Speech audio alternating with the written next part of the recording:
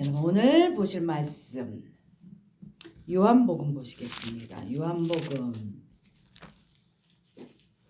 14장 보십니다. 요한복음 14장 14절 172페이지입니다. 오늘은 한 절밖에 없습니다. 그 자리에 다 일어나십시오. 하나님은 오늘 이 말씀으로 어떤 말씀을 줄까 여러분 기대하시고 말씀을 함께 읽겠습니다. 내 이름으로 무엇이든지 내게 구하면 내가 행하리라. 아멘. 여러분 자리에 앉으십시오. 오늘 말씀의 제목 우리 함께 크게 읽겠습니다. 열려라 예수. 오늘 이 말씀으로 함께 말씀 보기 원합니다. 오늘의 말씀의 제목 다시 한번 읽겠습니다. 열려라 예수. 목사님이 왜 이 소리 할까? 여러분 잘 들어보세요. 여러분 그림을 한번 보겠습니다. 이 그림이 뭔지 압니까? 이 그림이 뭘까요? 이 그림이 뭘까요? 우리 은솔이 할 것 같아요. 우리 은솔이가 어렸을 때요. 지금은 공부하냐고 못하지만 책을 그렇게 좋아했어요. 책을 그렇게 좋아해서 아주 그냥 그렇게 독서 소녀였는데 은솔이가 뭔지 알지요? 뭐예요? 제목을 얘기해 주세요. 제목을. 여러분 이거는 뭐냐 하면 아라비안 나이트 동화에는 여러 가지 이야기가 묶어서 있는데 그 중에 있는 하나 그렇죠. 알리바바와 40인의 도적입니다. 여러분 이거 한 번씩은 다 들어보셨을 거예요. 도적대들이요. 보물을 많이 훔쳐갖고 갔다가 숨겨놓은 보물 창고 앞에 서 있습니다. 이때 보물 창고의 문을 열 수 있는 것이 이들이 갖고 있는 이 힘이 아니고요. 이들이 갖고 있는 어떤 망치나 이게 도구가 아니고요. 어떤 열쇠도 아닙니다. 이들이 들어갈 수 있는 방법은 뭐냐면 말입니다. 말을 선포해야지만 이 보물창고 안에 들어갈 수 있었다는 거죠. 믿음을 가지고 말로써 선포했을 때 이 보물창고 문이 확 열렸어요. 그 말이 뭐냐 하면은 열려라 참깨였습니다. 열려라 참깨. 왜 하필이면 참깨일까? 왜 하필이면? 참깨라는 것이 우리나라만 있는 것이 아니라 이 소설을 쓴 그 나라에도 있었나 보다. 여러분 그렇게 생각하기 마음이 들지요. 그런데 왜 하필이면 참깨라고 했을까? 여러분 깨의 특성을 아셔야만 합니다. 그림 다시 한번 보겠습니다. 이게 참깨입니다. 참깨. 농사를 지어본 분들은 아실 겁니다. 깨가 이거 꼬투리가 콱 탁 터지면 깨가 익으면 꼬투리가 탁 터집니다. 그 터지는 벌어진 모습을 보고서 이 말을 이 주문을 생각하지 아니했을까 지은이가 그리 생각합니다. 이 말 표현처럼 1년생 풀인 이 참깨는 수확기에 접어들어 익어가잖아요. 곡식이 다 익어가면 이 꼬투리 위에 짝짝짝짝 올라온 게 참깨에 씨앗이 들어있는 꼬투리인데 밑에 꼬투리부터 익으면요 콱 벌어진답니다. 콱. 그래서 때를 놓치면 수확할 게 아무것도 없다는 거죠. 수확할 게 아무것도 없는 겁니다.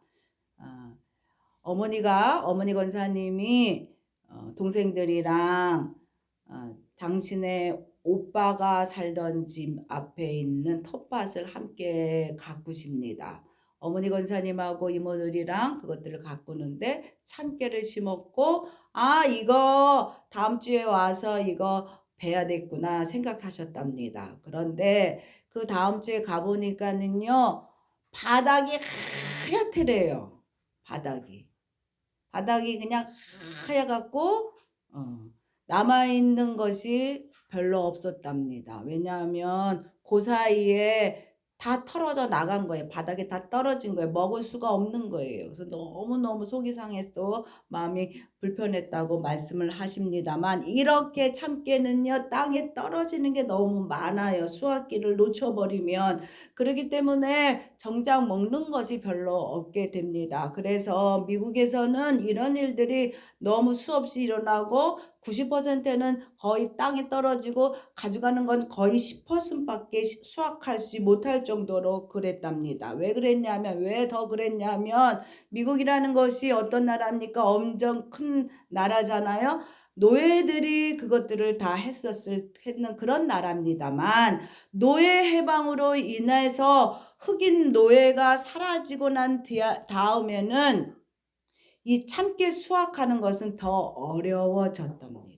그래서 그들이 품종 개량을 시작했답니다. 그래서 세계 2차 대전 이후 직후에 획기적인 품종이 나왔는데, 수확기에도 이 꼬투리가 탁 벌어지지 않고 콱 담으는 다쳐라 참깨를 개발했답니다. 그들의 말이 그래요. 다쳐라 참깨를 개발했다는 거예요. 그런데 이 기술은 아직까지도 그들이요 품고만 있답니다. 그것을 오픈하지 않고 있답니다. 여러분, 이렇게요 하나님의 보물 창고가 있어요. 하나님 앞에 우리를 향한 보물 창고가 있는데, 그 보물 창고의 문은 어떻게 열 수 있을까요? 그곳을 모든 자가 들어갈 수 없다는 거죠. 그곳에는요 없는 것이 없이 다 있다고 합니다만, 그곳을 사용할 수 있는 자는 한정돼 있습니다. 그 창고를 사용할 수 있는 자는 어떤 자냐? 주실 것을 믿고 구하는 자, 담대한 자, 그 자만 그 속에 들어갈 수 있다는 거죠. 그러므로 아예 들어갈 생각을 못하는 자들이 그래서 있고, 또 어떤 자들은 과연 거기에 뭐가 있겠어? 이렇게 기대도 하지 않는 자들도 있기 때문에 하늘 창고에 우리가 들어가지 못하고 있다는 겁니다. 그래서 하나님이 먼저 우리에게 은혜로 보여줄 때가 있어요. 하나님이 먼저. 그것은 멍하고 그렇게 때리는 자나 아무런 생각이 없거나 현실만 바라보면서 짜증나는 자들에게는 하늘의 창고가 보이지 않습니다. 안 보여요. 그러나 기대하고 바라보길 원하는 자들, 그런 자들에게는 하나님이요 먼저, 기대하고 있는 자들에게는 하나님이 먼저 여러 가지 방법을 통해서 하늘 창고가 있다는 거, 하늘 창고에 너를 위해 준비한 게 뭐가 있다는 것을 보여준다는 거예요. 그 중에서 가장 잘 알려진 방법이 뭐냐? 여러분 아시지만 꿈입니다. 꿈. 막연하게 생각하여 뭘 기대를 해야 할지 모르는 자들에게 하나님이여 꿈이라는 걸 통해서 청사진같이 우리에게 구체적으로 보여주고 있습니다. 그 예가 요셉입니다. 여러분, 요셉. 창세기 37장 5절부터 9절 읽겠습니다. 요셉이 꿈을 꾸고 자기 형들에게 말하며 그들이 그를 더욱 미워하였더라. 요셉이 그들에게 이르되 내가 꾼 꿈을 들으시오. 우리가 밭에서 곡식단을 묶더니 내 단은 일어서고 당신의 단은 내 단을 둘러서 절하더이다. 그의 형들이 그에게 이르되 내가 참으로 우리의 왕이 되겠느냐? 참으로 우리를 다스리게 되겠느냐 하고 그의 꿈과 그로 말로 말미암아 그를 더욱 미워하더니 요셉이 다시 꿈을 꾸고 그의 형들에게 말하여 이르되 내가 또 꿈을 꾼즉 해와 달과 11벌이 내게 절하였더라 하니라. 여러분 야곱은요 12명의 아들이 있었고 요셉은 야곱의 11번째 아들입니다. 그런데 이 요셉이 완전 막내잖아요. 그런데도 불구하고 자기의 위치를 생각하지 않고 형들이 자신에게 절할 것이라고 말도 안 되는 소리를 했다는 거죠. 그것도 2번이나. 그 꿈은요 요셉을 기대하게 했지만 나머지 형들은요 그 꿈으로 인하여 요셉을 향한 질투와 미움이 커졌습니다. 그래서 창세기 37장 19절을요 형들이 요셉을 보고 말합니다. 뭐라고 말하느냐? 꿈꾸는 자가 오는도다. 여러분 다시 한번 읽어볼까요? 꿈꾸는 자가 오는도다. 너무 미웠어. 이 동생이 아버지가 요셉만 사랑하는 것 같아서 더 미웠는데 불구하고 이 요셉이 요놈이 형들을 무시하는 게 너무 보기 싫었어요. 그래서 형들이 이 동생 요셉을 팔아버렸습니다. 꿈 이야기 때문에 더 얄미워서 팔아버렸습니다. 참으로 억울한 상황에 놓이게 됩니다. 그런데 여러분 이것이 하나님의 계획 안에 있다는 겁니다. 우연이라는 것은 없어요. 우리의 삶에 있어서. 하나님의 계획, 요셉의 꿈을 이루기 위한 출발이 시작되었다는 겁니다. 여러분 그리고 2번째 하나님이요 우리에게 보여주는 방법이 있어요. 그것이 뭐냐 하면 여러분 이것은 주위 환경의 변화나 주변에서 하는 말을 통해 알게 하십니다. 아까는 꿈으로 알게 하신다 그랬죠? 꿈으로. 근데 이번에는 하나님이 어떻게 하냐면 주위의 환경의 변화를 보고 그리고 어떤 사람이 말하는 그 말을 통하여 하나님이 듣게 하신답니다. 막연하고 아무것도 보이지 않고 뭘 해야 될지 몰라 할 때 누군가가 내 옆에서 툭 하고 내뱉었던 그 말 한마디, 그것이 내 뇌리를 스치게 되고 스칠 뿐만이 아니라 그 말 한마디가 내 마음에 꽂힐 때가 있어요. 여러분 이것은 하나님이 내게 주신 말씀입니다.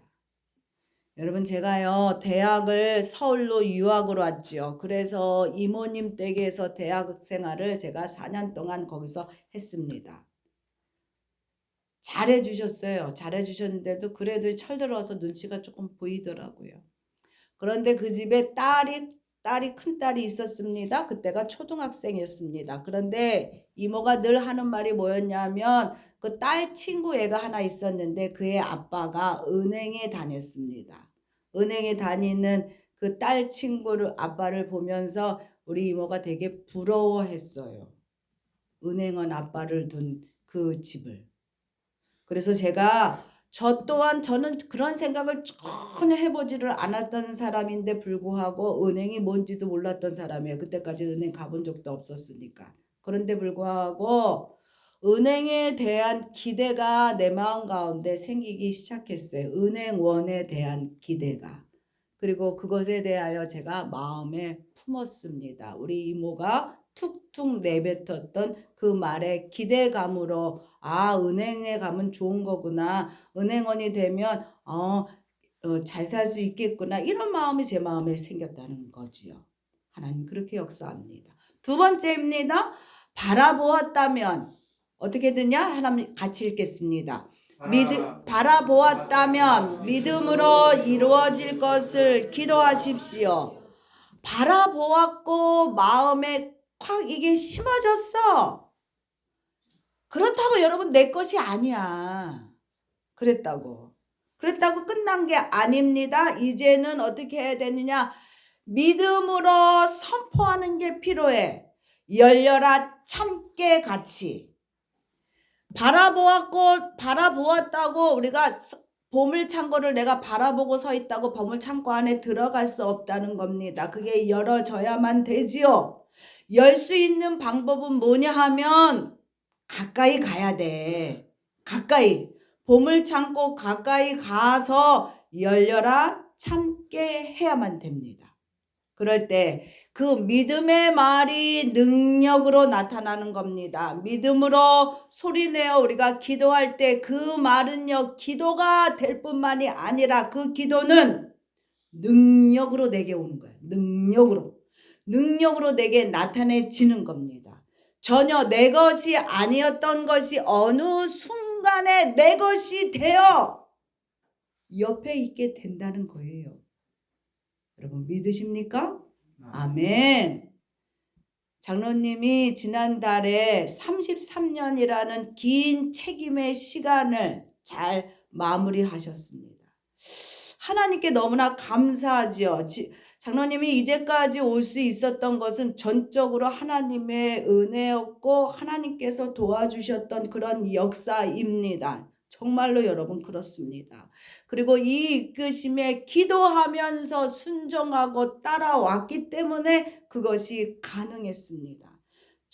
저는요, 장로님을 대학에서 만났습니다. 같은 과였고 같은 동아리였습니다. 그래서 좀 친해졌죠. 다른 사람들보다 더 친해졌습니다. 그때 장로님은요, 여러분 지금 보면은 장로님이 멋있어 보이는 면이 없잖아 있지만 그때는 멋있는 것이 한 군데도 없으셨어요. 삐쩍 말랐을 뿐만이 아니라 아주 평범한 학생이었어요. 아주 평범한 대학교 오니 서울의 대학교 오니 똑똑한 자들이 너무 많았단 말이에요. 저 또한 그거를 느꼈는데 장로님하고 저도 마찬가지지만 그냥 평범 이하의 학생이었을 뿐이었습니다. 그리고 장로님에게는요, 큰 꿈이 없으셨어요. 맨날 이랬어요. 무슨 말 했냐면 취직 안 되면 그냥 시골 가서 아버지 농사 지면 된다고. 그런 말을 할 정도였어요. 그런데 제 눈에는 그의 미래가 하나님이 함께 하시는 것을 보게 하셨어요. 그걸 뭘 보게 됐냐면 그 마음속에 있는 진실함, 그리고 부모를 향한 순종함, 공부하다가도 부모님이 부르시면 언제라도 가서 농사일을 도와주고 왔어요. 공부하다가도. 그러기 쉽지 않거든요. 그랬어요. 그리고 좀 고집적인 면이 있었지만 그 고집이 반듯함의 고집스러운 것이 있었어요. 그런 것이 제 눈에 보이게 하셨어요. 그것을 통하여 하나님이 도우실 거라는 것을 제가 일찍이 마음 가운데 확신하는 마음이 들게 되었습니다. 그래서 하나님이요, 일찍이 많은 사람들 중보하게 했지만 장로님을 향하여 제가 중보할 수 있도록 하나님이 하셨어요. 그럴 때 중보할 때 뭐를 중보했느냐? 예수를 좀 잘 믿게 해주세요. 이거부터 기도하기 시작했어요. 왜냐하면 그때는 80년대이고 정치적인 게 불안정하기 때문에 사회운동 쪽에 관심이 너무나 많을 때였고 저희는 그것 또한 저희들도 그럴 수밖에 없는 가운데 있어서 예배드리고 이런 것보다는 사회 정치적인 것, 사회 운동 이런 것에 관심이 많을 때였습니다. 그래서 한쪽 발은 사회에 두고 한쪽 발은 세상에 두고 한쪽 발은 하나님 앞에 둘 수밖에 없는 그런 가운데 있었기 때문에 하나님 예수 잘 믿게 해주세요. 그렇게 기도했어요. 그럴 때 하나님이 어떻게 하셨냐면 장로님이 장교로 갈 수 없는 신체적인 약점이 있으십니다. 그런데 하나님이요, 그것을 뛰어넘게 하셨어요. 그 약점을 가리게 하셨어요. 이거는 타고난 거기 때문에 이거는 약점이라 어떻게 할 수 없는 건데 불구하고 그 약점을 뛰어넘게 하셨어요. 그래서 하나님의 전적인 은혜로 장교로 들어가시게 하셨습니다. 장교로 들어가서 배치받은 곳이 어디였냐면 DMZ입니다. 여러분 아시죠? 비무장지대. 비무장지대를 하나님이 보내셨어요. 그곳은 나올 수가 없는 곳이었어요. 외출할 수 없는 것이고 그런데 그렇기 때문에 좋은 점은 누구의 간섭도 대장의 간섭도 받을 수 없는 그런 곳이었어요. 그곳에서 본인이 대장 노릇하고 거기서 계셨었어요. 소대장으로. 그러면서 할 수 있는 것은 뭐였냐면 할 수 있는 게 없으니까 뭐 하셨냐면 그 안에서 정말로 이제 하나님 앞에 독대하며 찬양하기 시작했고 말씀 보기 시작했어요. 그 안에서. 들어가기 전에는 군대 가기 전에는 음치였습니다. 완전히 음치. 근데 나와서는 양치가 되어서 제가 음치라고 저를 놀리고 있죠. 여러분 그렇게 됐습니다. 외출이 어렵다 보니까는 제대할 때가 됐을 때 원서를 써야 되잖아요. 원서를 써서 이것을 내야 되는데 그리 할 수 없었어요. 마음대로 할 수 없었어요. 기한 날짜가 있었고 그런데도 그거를 할 수가 없어서 저희 형님들이 가서 어느 그 앞에 이제 맡겨놓으면 그걸 갖다가 원서를 내주고 그랬습니다만 어떤 일이 있었냐면 본부에 있는 동기 장교가 추천서가 하나 왔었는데 자기는 이미 취직이 됐으니 너 써줄까? 그랬답니다. 그래서 그 사람이 대신 써줬습니다. 그게 장로님이 33년 다닌 직장입니다. 그런데 대신 써준 그 원서로 인해서 이분이 은행에 붙었습니다. 여러분 이것이 그냥 이루어진 게 아니라는 겁니다. 하나님이 기도한 대로 역사하시는 역사입니다. 제가 꼭 집어서 하나님 앞에 기도했어요. 은행 보내주세요. 은행 보내주세요. 그렇게 기도했다는 거죠. 이모의 입을 통해서 들었던 그 한마디가 기대감이 되어서 제가 그거를 놓고 기도하게 되었다는 겁니다. 우연으로 이루어지는 것은 없어요. 우연으로. 세 번째는요. 기도했다면 주어진 여건에서 최선을 다해서 일하시기를 부탁을 드립니다. 요셉은 꿈을 꾼 대로 이루어진 것을 여러분 요셉이 꿈꾼 대로 이루어진 것을 우리가 보게 됩니다. 그런데 이루어지고 이 누리는 삶을 살 수 있었던 것은 요셉의 성실함입니다. 요셉이. 그리고 요셉이 끝까지 기다렸다는 거예요. 성실함으로 끝까지 기다렸다는 거예요. 그 하루하루를 열심히 살아갔습니다. 억울한 감옥 속에서도 실망하지 아니하고 포기하지 아니하고 그 안에서 요셉이 성실하게 살아갔습니다. 주어진 여건을 받아들였지만 주어진 여건을 받아들였어요. 어쩔 수 없이 내가 여기 왔지만 그것을 받아들였어요. 그러면서도 벗어날 것을 믿음으로 기다렸다는 거예요. 믿음으로. 그 시간이요 생각보다 길었지만 그는 포기하지 않았습니다. 만약 요셉이 자기를 팔아버린 형들을 원망하며 살았다면 죄 없이 들어간 감옥에서 억울하여서 성질 부르면서 감정을 쏟아내고 폭발했을 겁니다. 그리고 열내면서 그가 살았을 것입니다. 그러므로 그가 아마 합병 들어서 일찍 죽었을지도 몰라요. 아니면 더 큰 죄 지어서 죄인이 되었을 것입니다. 그러나 요셉은 그런 가운데서도 꿈을 생각했고 하나님이 주신 그 꿈을 생각했고 기도했고 하루하루를 최선을 다하는 삶을 살았습니다. 하나님은 어느 자리에 있든 간에 여러분 준비된 자를 하나님은 주목하십니다. 지금은 그 자리가 너무 작아 보이고 좁은 공간일지라도 성실함을 유지하는 자, 그 자를 하나님이 쓰신다는 겁니다. 요셉은요 감옥에서도 성실하게 일했을 뿐만이 아니라 다른 사람을 돕습니다. 내 코가 석자라는 말이 있잖아요. 내 코가 석자인데 내가 누구를 도와줄 수 있을까 합니다만 여러분 축복받는 자는 그런 가운데서도 남을 도와주고 배려할 수 있는 자입니다. 그 소식이 왕까지 들어가게 됐죠. 요셉은요 바로의 왕을 해석해 주게 됩니다. 그래서 이 요셉이 누가 되죠? 애굽의 총리가 됩니다.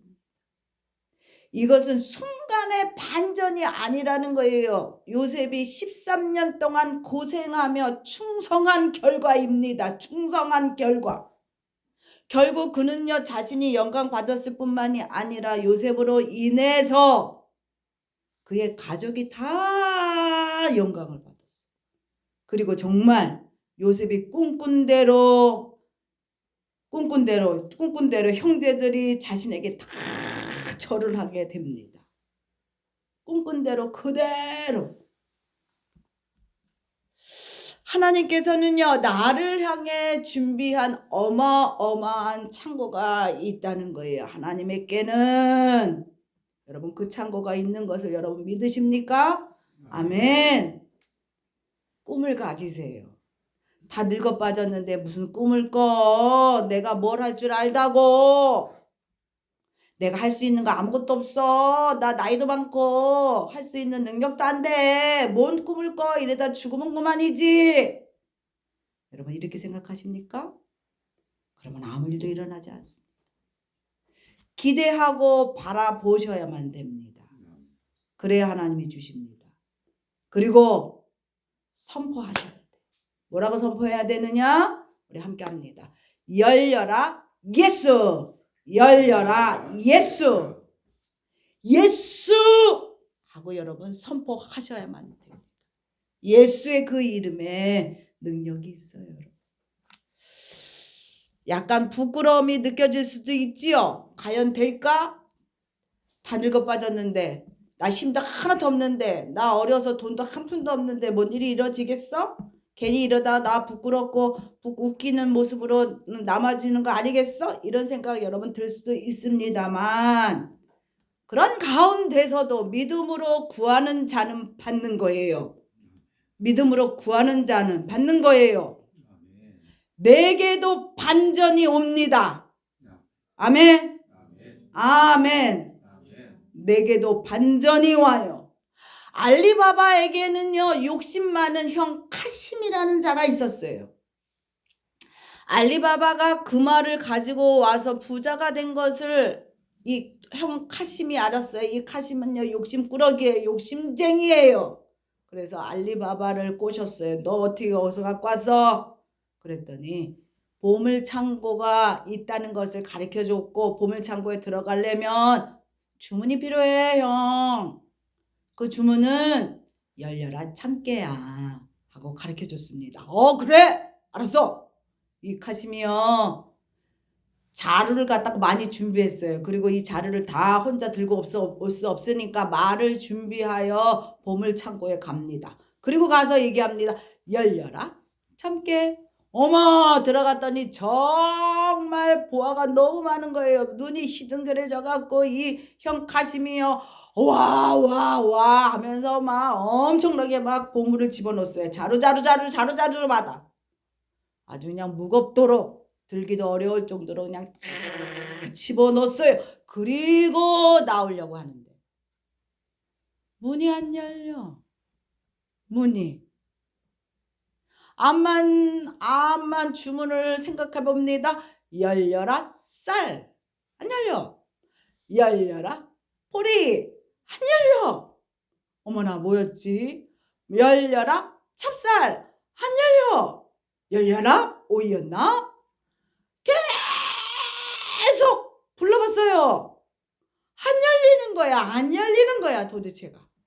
그러다 결국 이 형 카심은 그 동굴에서 죽게 됩니다. 욕심과 탐욕으로 구할 때는 절대로 보물창고가 열리지 않습니다. 여러분, 재물이 나를 높여주지 않아요. 재물이 나를 부욕해 하는 것이 절대로 아닙니다. 나를 부욕해 하는 건 누구냐? 나를 세워주는 건 누구냐? 예수입니다. 예수. 보물창고를 열 수 있는 능력의 힘은 예수에게 있어. 예수에게. 예수. 기대하고 주실 것을 믿고 기도하며 성실해야 돼. 성실. 그럴 때 보물의 창고는 열립니다. 여러분, 어떻게 열린다고요? 우리 한번 다시 주문을 외우겠습니다. 열려라 예수. 예수입니다. 예수 이름으로 무엇이든지 내게 구하면 내가 행하리라. 이것은 이 목자의 얘기가 아니라 하나님의 말씀입니다. 여러분 믿으셔야 되겠지요? 우리 다시 한번 요한복음 14장 14절 읽겠습니다. 내 이름으로 무엇이든지 내게 구하면 내가 행하리라. 여러분 이러시는 여러분 되시기를 부탁드립니다. 아멘.